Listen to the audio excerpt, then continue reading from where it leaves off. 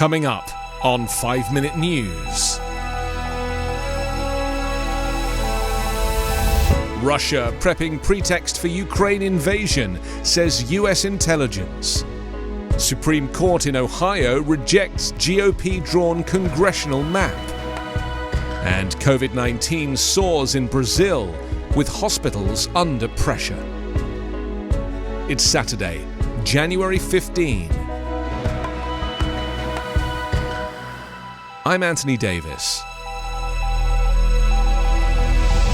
Intelligence officials in the US have determined an effort is underway in Russia to create a pretext for its troops to further invade Ukraine, and Moscow has already prepositioned operatives to conduct a false flag operation in eastern Ukraine, according to the White House.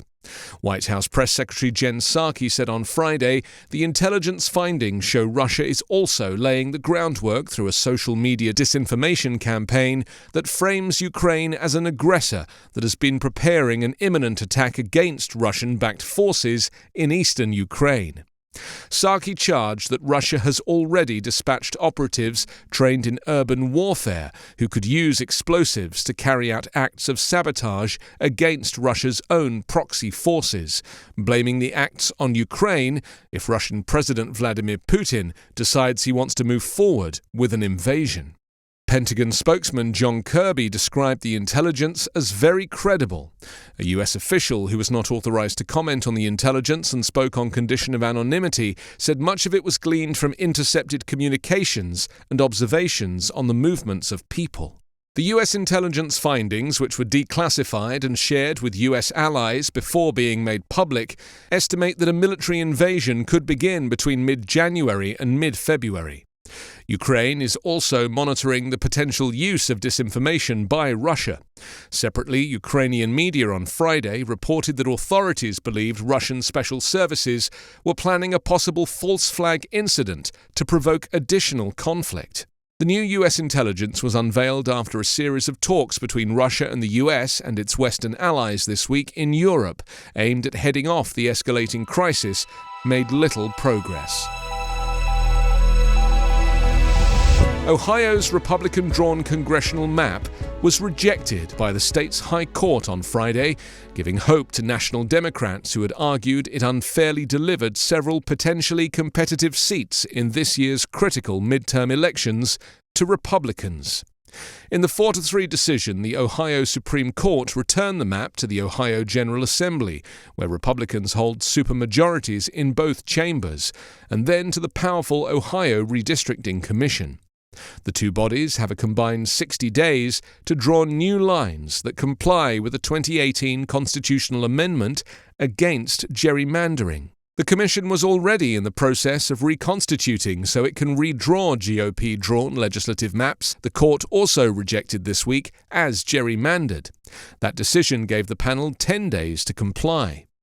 With February 2nd and March 4 looming as the filing dates for legislative and congressional candidates respectively, the decisions have raised questions of whether the state's May 3rd primary may have to be extended. The Ohio Republican Party chair called the situation a mess, criticizing the Ohio Supreme Court for giving the commission less than 2 weeks to come up with new legislative maps. Justices chastised Republicans in both decisions for flouting the voters' wishes and the Constitution and directed them to move with haste. Writing for the majority, Justice Michael Donnelly wrote, "The evidence in these cases makes clear beyond all doubt that the General Assembly did not heed the clarion call set by Ohio voters to stop political gerrymandering." Voting rights advocates and Democrats praised the court's ruling, their second victory this week. Brazil is suffering a sharp rise in COVID-19 cases as the Omicron variant spreads through the country, putting pressure on health services and weighing on an already sputtering economy. Insufficient testing and a data blackout caused by hackers have made it harder for experts to track the spread of the highly contagious variant in Brazil, but there are increasingly clear signs it is hitting Latin America's largest nation hard.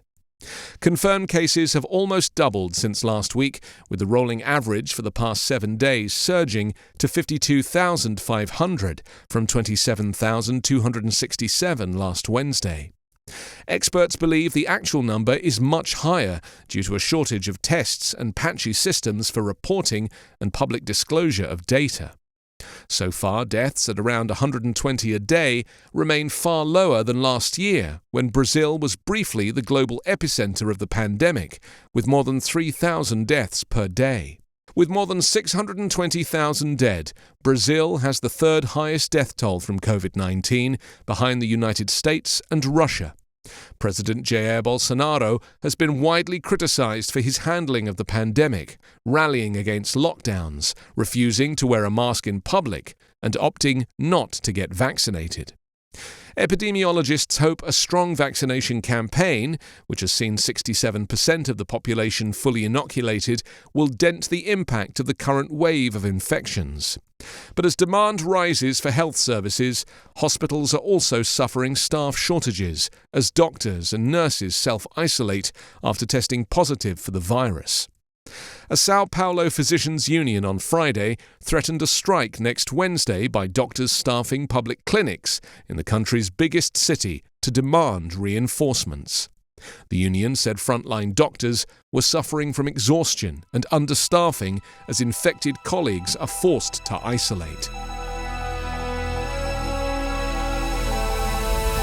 You can subscribe to 5 Minute News on YouTube with your preferred podcast app. Ask your smart speaker or enable 5 Minute News as your Amazon Alexa flash briefing skill. Subscribe, rate and review online at 5minute.news. 5 Minute News is an Evergreen Podcast covering politics, inequality, health and climate, delivering independent, unbiased and essential world news daily.